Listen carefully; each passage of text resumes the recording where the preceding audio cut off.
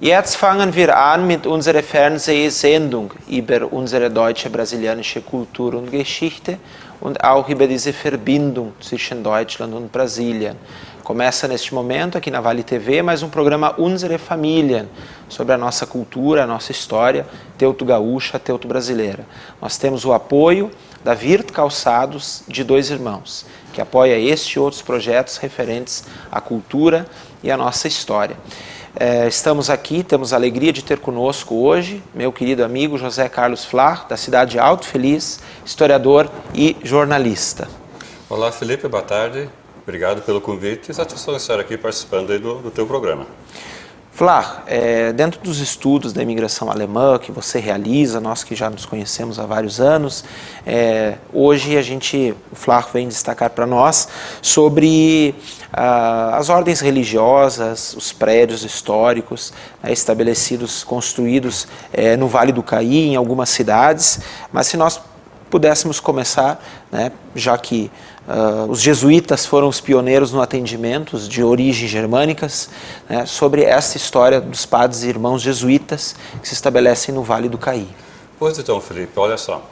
Certa vez um historiador ele comentou que o papel e a importância dos jesuítas na história do Brasil tinha sido mais importante do que o próprio governo, que as próprias ações do governo ao longo dos anos. Talvez esse historiador tenha exagerado um pouco na sua colocação, mas é inegável o peso que os jesuítas tiveram ao longo da história do Brasil, né? Tanto é verdade que eles chegaram ao nosso país lá em 1549, ou seja, logo depois da nossa descoberta, né? Eles também tiveram um papel, sem dúvida, muito importante na colonização do Vale do Caí, que é o nosso foco hoje, o assunto aqui, né? Então, assim, os jesuítas chegaram aqui na nossa região, no Vale do Caí, por volta de 1849, né? Que na verdade foram quando os três irmãos padres jesuítas chegaram da Europa e se estabeleceram, na verdade, em Dois Irmãos, né? E Hortência. E Hortência também, exatamente. Nós podemos dizer assim, digamos, grosso modo, que essa chegada desses jesuítas de fala alemã foi uma linha divisória entre antes e depois, né? Porque até então a colônia alemã como um todo, de forma particular, os católicos tiveram um atendimento bastante precário, eram eventualmente atendidos por padres que vinham de Triunfo, vinham de muito longe, né? E quando vinham, eles faziam, digamos assim, uma espécie de arrastão nas comunidades, faziam vários serviços, né? E as populações se ressentiam da falta de padres e irmãos que falassem o alemão, né? Os que atendiam até então falavam português, talvez espanhol, mas que naturalmente gerava uma grande dificuldade na comunicação com os colonos, que pouquíssimos ou talvez ninguém deles falasse português. É que essa questão da língua é o que fez com que, de fato, também chamassem esses padres jesuítas de origens germânicas e que atenderam a partir de Hortêncio, mas que depois fundaram outras paróquias lá no entorno. Exato, isso marcou, digamos, uma espécie de renascimento do catolicismo, né? As pessoas começaram a se sentir valorizadas com a presença desses padres aqui, né? Esses próprios padres jesuítas, eles tiveram a sensibilidade de fazer um trabalho muito intenso logo no início, com procissões, com visitas. Isso tudo fez com que renascesse neles toda aquela religiosidade que eles traziam consigo da Europa, né? Nós não podemos esquecer de que os dois principais pilares que construíram, sobre os quais se construiu a história da colonização alemã aqui no Rio Grande do Sul, foram a igreja e a escola, né? Então, os jesuítas falando alemão era tudo o que as nossas comunidades teuto-brasileiras, germânicas, necessitavam, né? E aí esse trabalho todo começou, é claro que na sequência mais padres foram chegando, e não é por acaso que lá por volta de 1800 em diante, pouco antes, pouco depois, várias comunidades aqui do Vale do Caí se tornaram paróquias, né? Por exemplo, Bom Princípio ficou paróquia em 1880, São Sebastião do Caí em 1875, e mesmo Alto Feliz, 1877. Então, num curto espaço de tempo, várias comunidades se tornaram paróquias, o que também foi um passo, um avanço muito importante, porque fez com que a igreja se tornasse mais próxima e houvesse um padre residente. Isso certamente significou muito naquele tempo de tantas dificuldades e tantas precariedades, né? Sabe, corroborando com a sua fala, a gente lembra que os primeiros anos eram pouquíssimos aqui, os padres jesuítas, e que especialmente depois da expulsão deles da Alemanha, a partir ali da década de 1870, eles vêm em tão grande número aqui que eles podem também ir até essas comunidades e ampliar esse trabalho que você bem colocou que eles realizavam. E aí tem, por exemplo, o Colégio de Alto Feliz. Isso. Né? Depois outros que a gente vai falar mais à frente, mas isso seria importante também você destacar aqui para nós. Exato, Felipe, você colocou muito bem que os jesuítas deixaram, as ordens religiosas como um todo, vamos falar também das outras também, mas os jesuítas, a Companhia de Jesus de forma especial, deixou um legado material muito intenso, muito forte no Vale do Caí. Bom, como você citou agora, Alto Feliz, é importante ressaltar um pouco da história do nosso município, que o lugar ele nasceu numa localidade chamada Morro das Batatas. Então, a paróquia foi fundada em 1877 e no mesmo período se construiu uma casa paroquial que até hoje ainda existe, né? Uma casa paroquial muito antiga, um prédio histórico de grande importância e que serviu de sede, como sede paroquial, de uma extensa paróquia que na época envolvia também as atuais paróquias de Vale Real e Feliz, além de uma parte do sul de Caxias do Sul, né? Então, era uma área muito extensa para os padres atenderem. Porém, como a história ela é dinâmica, né? As coisas vão acontecendo, por volta de 1900, o então governador Júlio de Castilhos, ele investiu na abertura de uma nova estrada, que hoje é a rodovia VRS 826, né? Também chamada Estrada Júlio de Castilhos. E essa estrada fez com que o núcleo urbano, o eixo de desenvolvimento, ele se transferisse, então, do Morro das Batatas para a atual sede municipal de Alto Feliz, onde hoje é o Centro Urbana, né? Isso implicou na construção de uma nova igreja matriz, né, que é a atual igreja matriz, e também na construção de uma nova casa paroquial, né?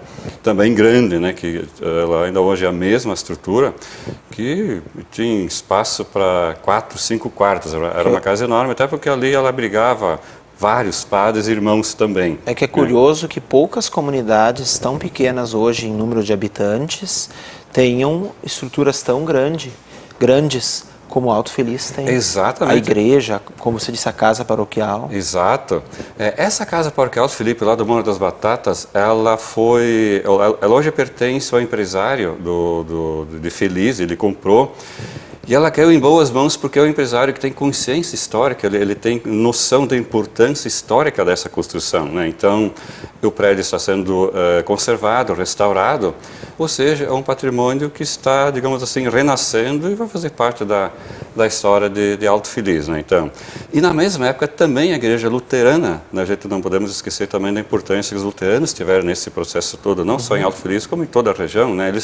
No mesmo período foi construída a igreja evangélica em Alto Feliz, praticamente no mesmo ano. Bom, e o patrimônio dos jesuítas no Vale do Caí, ele tem vários expoentes assim hoje que estão ainda presentes. É o caso de Pareci Novo, onde lá existe um grande colégio, né, dos jesuítas, que foi vendido pela congregação em 1990, logo pouco antes da emancipação de Pareci Novo, né? Só falar, se Sim. você puder antes recapitular um pouco. O Colégio de Pareci, ele é criado para a formação para o clero. Isso. E ele é construído por volta de 1900. 1900, exato. 1901 é a data que ele ficou pronto. É. Isso. E aí ele fica em atividades Até 1990. É. E aí ele foi comprado por um empresário do setor de flores, né? E só que ele nunca mais teve uma finalidade pastoral, digamos assim. Então, nesses 30 anos agora, o departamento do prédio ele não teve uma utilidade maior. Porém, graças a Deus, agora ele está entrando num processo de restauro também. Já o município de Pareci Novo dispõe de uma verba bem expressiva para fazer a troca do telhado, né? A estrutura toda comprometida, né? Então o telhado vai ser trocado. E esse colégio, por um certo tempo, Felipe, ele chegou a ser o seminário da Diocese de Porto Alegre, que houve lá um problema em Porto Alegre, onde o seminário fechou, alguns problemas, eu acredito, de relacionamento, enfim, questões estruturais, né? Aí Pareci Novo acabou sendo a sede, o centro formador de padres da Diocese de Porto Alegre, para você ver a importância. A importância, exatamente, né? E esse colégio, apesar do abandono que ele esteve durante esses 30 anos, ele ainda é, digamos assim, uma espécie de cartão postal de Pareci Novo, que se orgulha de ter essa construção tão grande, né? Tão imponente, né, no município, né? Bom, os jesuítas também deixaram, Felipe, uma marca expressiva em Salvador do Sul, onde eles têm também um colégio muito grande, o Colégio Santo Inácio, exato, você conhece lá, né? Esse colégio foi construído em 1937 e ele funcionou como centro formador de irmãos e de padres da congregação até por volta de 1990. Então, depois ele se transformou numa escola estadual ou municipal, né? E atualmente esse prédio é de propriedade de uma empresa, um proprietário de uma empresa do setor moveleiro também. Então, só que esse prédio não se deteriorou não. Como se deteriorou o seminário de Pareci. Ah, não, com certeza então, não. Ele certamente não precisa tantos recursos, com certeza precisa, mas Sim. assim, não tanto quanto de Pareci para a sua restauração. Pareci, inclusive, precisa uma reconstrução de algumas partes, como você disse, do telhado, né, de algumas... choveu muito para dentro. Exato, sim, a estrutura do telhado se deteriorou muito e, infelizmente, houve um estrago, uma deterioração muito grande ao longo dos anos, né? Então, e de Salvador do Sul, não, ele está bastante inteiro ainda, né? Então ele não precisa, assim, de tantos investimentos para ser recuperado, né? E além dos jesuítas, Felipe, nós também temos a presença dos irmãos maristas no Vale do Caí, né? E o marco, sem dúvida nenhuma, é Bom Princípio. Bom Princípio lá que recebeu os irmãos maristas em 1900, veja só a coincidência do ano, Pareci Novo em 1901, Bom Princípio em 1900, está tudo dentro do mesmo período histórico, não é? Esse colégio marista também, ele funcionou, ele ainda pertence à congregação, porém, em função da falta de vocações, de alunos interessados, ele hoje é um centro que reúne, que recebe grupos de casais, de jovens, enfim, que participam, que fazem lá seus encontros, seus trabalhos e tal, né? Isso é interessante porque outros colégios também, na falta de alunos, acabaram, digamos assim, mudando um pouco o foco da formação, que deixou de ser estritamente de formação religiosa, mas também tem uma função social importante no momento em que ele recebe casais, grupos de jovens, e também exerce uma função social e religiosa muito importante, né? E, por princípio, também é importante ressaltar, Felipe, assim, a presença do seminário, né, da própria igreja matriz, que é imponente, que está sendo restaurada já há vários anos. Então, chama a atenção que lá no município, que tem apenas 12 mil habitantes, você conhece muito bem, tem sangue de Bom Princípio, sim, né? Raízes lá. Raízes são de lá. Que tem um patrimônio histórico dessa dimensão, né? É quase um quarteirão inteiro, o seminário, a igreja matriz e os maristas, né? O seminário também. Lembrando que o seminário também foi uma escola católica para meninas das irmãs da congregação de Santa Catarina. Isso, exato. Antes desse seminário, era um colégio das irmãs de Santa Catarina. Né? E você lembrou bem, Felipe, que é importante ressaltar também a presença das congregações femininas, né, no Vale do Caí. Nós falamos agora só dos padres, dos irmãos, mas as irmãs também tiveram um papel muito importante lá na nossa região. As irmãs de Santa Catarina, como você bem citou, estão entre elas. Estiveram presentes em Bom Princípio. São Sebastião do Caí. São Sebastião do Caí ainda hoje estão presentes lá na administração do hospital, né, Sagrada Família. Também estiveram presentes até um passado recente no município de Feliz, né, o colégio que era delas ainda existe e hoje ele funciona como uma escola particular. Então as irmãs tiveram uma presença muito importante na região também, as congregações femininas. O Montenegro também, as irmãs estiveram presentes, mesmo em Pareci Novo, hoje no prédio onde funciona a prefeitura, era até um passado recente também pertencia a uma congregação feminina. E sabe um diálogo que o Flávio e eu tivemos vários diálogos, na verdade, sobre esse processo da expansão dessas colônias, dessas localidades, e esse processo migratório, né, com a Bauernverein, depois com a Volksverein, né, a Sociedade União Popular, onde os próprios padres jesuítas ajudavam essas famílias, né, na emigração para a região das missões, principalmente.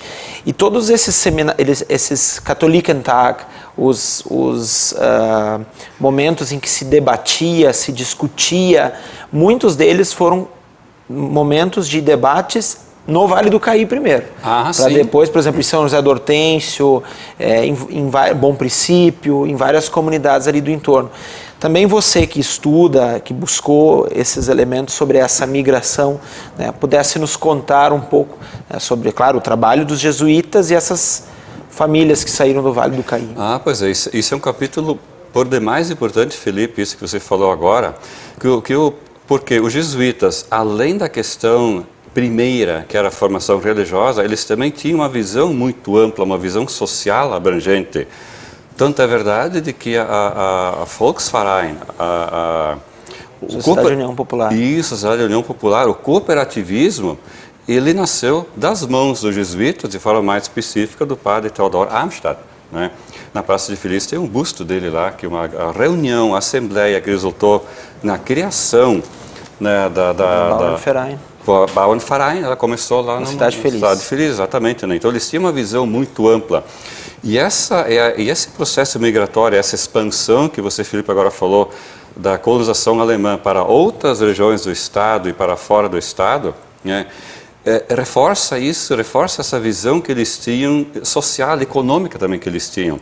Porque essa expansão, essa criação das novas colônias no norte do Estado, região de Santo Cristo, 13 de Maio, por ali, no primeiro momento, e depois lá por 1919, 20, no oeste de Santa Catarina, e dentro desse mesmo período, cruzando a fronteira na região de Misiones, que você conhece muito bem lá também, Puerto Rico, Capiuví, exatamente, teve esse caráter de fazer com que a colônia alemã se expandisse.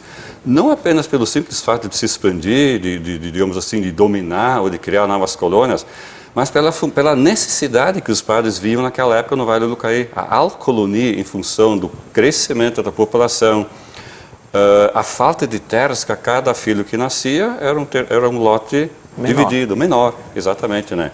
E na falta de técnica, a cada hectare a mais que se plantava, eram, digamos, algumas árvores a mais que se derrubavam no mato. E já por volta de 1895, 98, né, ou seja, quase 20 anos antes, em assembleias, uma delas realizada em harmonia, os jesuítas alertavam, pessoal, se nós colonos continuarmos com esse processo aí de desmatamento e plantio, para plantar mais e desmatar, esse círculo vicioso, nós vamos empobrecer, a colônia vai começar a regredir. E eles foram muito ousados, muito visionários em expandir a colônia alemã para o norte do estado, depois a região de Santa Catarina, a região de Itapiranga e posteriormente lá na Argentina, em Misiones e Puerto Rico, né? E foram muito felizes nisso porque criaram colônias prósperas, eram regiões que praticamente, né, despovoadas, não havia população. No norte da Argentina, lá por volta de 1920, ou seja, 100 anos atrás, quando os primeiros descendentes de alemães chegaram lá, todos oriundos do Vale do Caí, ou com origens no Vale do Caí, eles encontraram uma mata verde mais densa do que os alemães tinham encontrado aqui na região de Hortêncio, Feliz, Vale do Caí, né? Então encontraram muitas dificuldades lá. Então foi uma nova epopeia, ou seja, a cada expansão colonial que havia, que se fazia, isso correspondia a uma nova epopeia, começar literalmente do zero, né? Então os jesuítas sem dúvida tiveram esse papel muito importante na expansão, né, das colônias, né?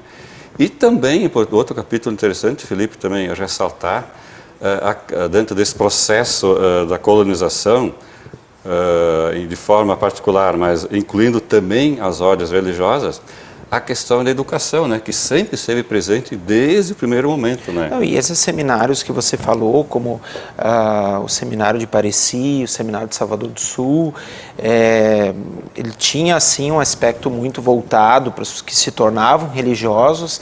Agora foram gerações de estudantes, e não só do Vale do Caí, né, como você disse, do estado todo depois, que vinham para cá, famílias que enviavam os seus filhos para estudar, porque eram boas escolas de formação. Boas escolas. Talvez, por exemplo, o seminário de Bom Princípio, uma época ele recebia em torno de 100 jovens a cada ano, né? O Colégio Amarista também, o Colégio Jesuíta de Pareci Novo também. É lógico pensar que muitos pais, ao enviar esses filhos para lá, eles pensavam primeiramente, ou talvez unicamente, na formação dos seus filhos, não pensando que eles se tornassem padres ou irmãos, né? O que não deixa de ser uma opção interessante, ou o reconhecimento deles da qualidade, né, da educação que havia, né? Então os jesuítas eles também vieram com essa grande preocupação da formação com as famílias, né? Porque é importante recordar, e você, Felipe, sabe muito bem isso, com toda a biografia que você deixou, historiografia, né, dos registros das nossas colônias alemãs, né, das dificuldades que se enfrentavam no início na questão da formação de escola. A primeira preocupação dos colonos, sim, era construir uma escola que também servia como sala de catequese, como igreja também. Mas os professores? Não havia assim professores, geralmente era, o Felipe é um pouquinho mais instruído, então o Felipe vai ser o professor, vai tu, né, vai instruir, né?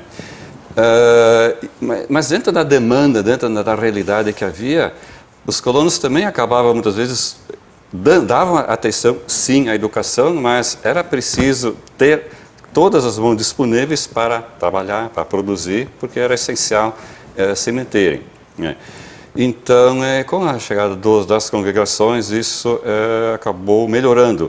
É importante lembrar também, Felipe, que em Bom Princípio, o Colégio Marista, por volta de 1910, 20, ele se tornou também um centro de formação de professores.